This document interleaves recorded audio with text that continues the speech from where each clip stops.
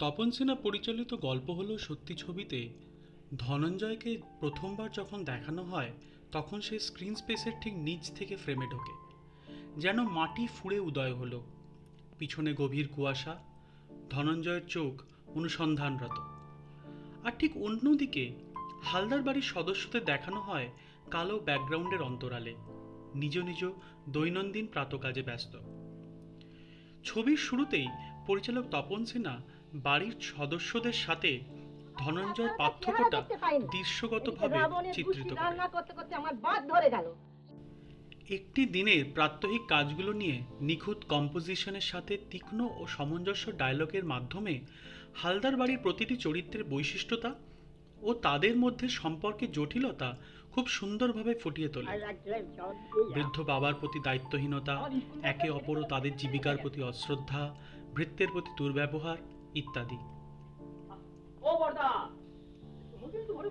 মজার বিষয় হলো এই বাড়ির সকলেই সকলকে তাদের সম্পর্কে নামের সাথে অভিহিত করলেও সেই সম্পর্কের সঠিক মূল্যায়ন এরা করে না। একই বাড়িতে থাকলেও প্রত্যেকে নিজস্ব ক্ষুদ্র জগৎ নিয়ে ব্যস্ত থাকে, আর তার সাথে বিদণ্ড তো লেগেই আছে। কিন্তু এর মধ্যেও যেন কিছু একটা আছে যেটা এই সংসারটিকে এক ছাদের তলায় বেঁধে রেখেছে, এবং সেই বিষয়ে এরা নিজেরাও অজ্ঞাত, আটারলি ইগনোরেন্ট। আর এই অজ্ঞতার প্রতীকই হলো এই পিছল উঠোন। শত আছাড় খেয়েও সেটাকে ঠিক করার কোনো চেষ্টা এরা করে না। আশ্বিনের কুয়াশা ভেদ করে ধনঞ্জয় আসে ঠিক পরের দিন সকালেই হালদার বাড়ির দরজার কড়া নাড়ে। দরজা খোলে বাড়ির অনাথা মেয়ে কৃষ্ণা। একমাত্র সেই জেগেছিল। দিদিমণি, আপনাদের নাকি লোক দরকার? ঘুমুচ্ছে? সে কি, এখন তো 6টা বাজে। কাজ করবার এই তো হচ্ছে সবচেয়ে ভালো সময়। না, আমায় দেখছি বেশ কিছুদিন এখানে থাকতে হবে। আপনি একটু দাঁড়ান, আমি সকলকে ডেকে আনি। দাদু, ও দাদু, ওঠো, একজন কাজের জন্য লোক এসছে, ওঠো।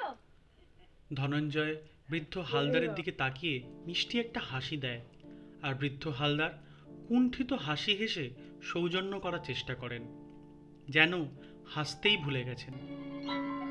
এই ধনঞ্জয় যে হালদার বাড়ির সদস্যদের অবচেতন মন, যে মনকে আমরা কিছুটা জানতে পারি স্বপ্নের মাধ্যমে, সে অলীক। তাই তো ধনঞ্জয়ের কথা, কাজকর্ম, স্বভাব, চালচলন সবেতেই অলীকতা। ফ্রয়েডের মতে সাবকনশিয়াস মাইন্ড বা অবচেতন মন বলতে যেসব মানসিক ক্রিয়ালাপ সম্বন্ধে মানুষ পুরোপুরি সচেতন থাকে না। অবচেতন মন আড়ালে থেকে আমাদের সকল রকমের ব্যবহারিক প্রক্রিয়াগুলোকে নিয়ন্ত্রণ করে, ঠিক যেমনটি ধনঞ্জয় করে।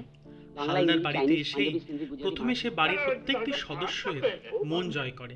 ওটা মাংসের কোপ্তা না ছোট বাবু, আজ তো নিরামিষ। ওটা কাঁচকলার কোপ্তা। 60-এর দশক, খাদ্য আন্দোলন, ছাত্র আন্দোলনে বাংলা তখন অগ্নিগর্ভ। আর এই সময় তপন সিনহা বানালেন জনসাধারণ উপযোগী এই হালকা ধর্মী পারিবারিক কমেডি ছবি। কেন আসবে না বাবু? আনলেই আসবে।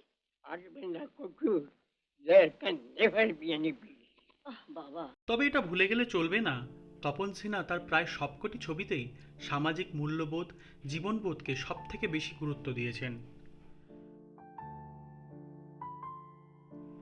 ফিল্ম আর্টের সাথে সোশ্যাল ইস্যুগুলোকে দক্ষতার সাথে মিলিয়ে জনপ্রিয় ছবি বানিয়েছেন।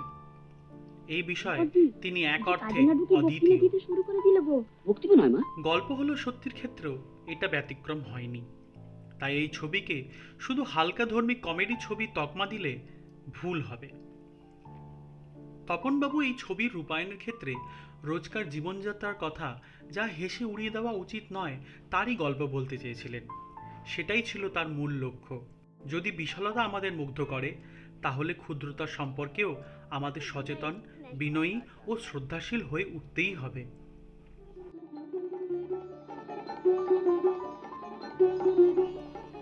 এই ছবিতেই বহু জায়গায় চ্যাপলিনস্কিক স্টাইল ব্যবহার করেন তপনবাবু, আর সঙ্গে নিপুণতার সাথে ব্যবহার করেন ব্যাকগ্রাউন্ড স্কোর। আর তার নমুনা হলো এই দৃশ্য। এখানে বাংলা মঞ্চ সঙ্গীতের সাথে চ্যাপলিনস্ক হিউমারকে সুবিন্যস্ত করেন। বড় খোকা বাবা এই ছবিতে ম্যাটেরিয়ালিস্টিক ওয়েলথের প্রতি মানুষের যে লোভ সেটাকেও সমালোচনা করেন পরিচালক। আড়ম্বরতাই তো জীবনটাকে ব্যতিব্যস্ত ও অসুখকর করে দিচ্ছে। তপনবাবু কৃত ছবিতে দুখানা ব্যবহৃত সঙ্গীতই প্রকৃত জীবনবোধকে উদ্ধৃত করে ও অর্থপূর্ণও হয়ে ওঠে, সাথে শ্রুতিমধুরও বটে।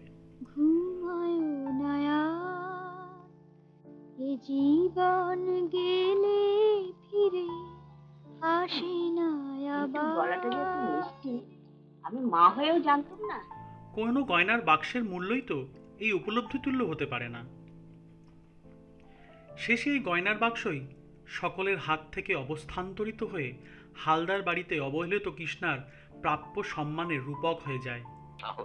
শেষের দিকে হালদার বাড়ির মানুষগুলো যেন অলীক মানুষ, অনেকটা ধনঞ্জয়ের মতো। ধনঞ্জয় খুব সাবধানে হালদার বাড়ির মানুষদের অজান্তেই তাদের মনে প্রকৃত জীবন দর্শন, পরিবারের প্রতি মূল্যবোধ ও সূক্ষ্ম অনুভূতিগুলোকে প্রেরিত করে। শেষে বলি, ধনঞ্জয় হালদার বাড়ির মানুষদের যা বোধ করায়, তপন সিনহা সেই কাজটি 60-এর উত্তাল দশকে বাঙালিকে বোধ করাতে চেয়েছিলেন। গল্প হলো সত্যি এমন একটা ছবি যার অনেক লেয়ার ও সাবটেক্সট আছে, তবে মূল বিষয় এটাই, লাইফটাকে সিম্পলিফাই করতে হবে, তাহলেই হয়তো প্রকৃত সুখ ও শান্তি আসবে জীবনে। আমাদেরকেও অবচেতন মনের ধনঞ্জয়কে অন্তরালের বাইরে আনতে হবে, তাহলেই হয়তো আমাদের গল্প সত্যি হবে। ধন্যবাদ।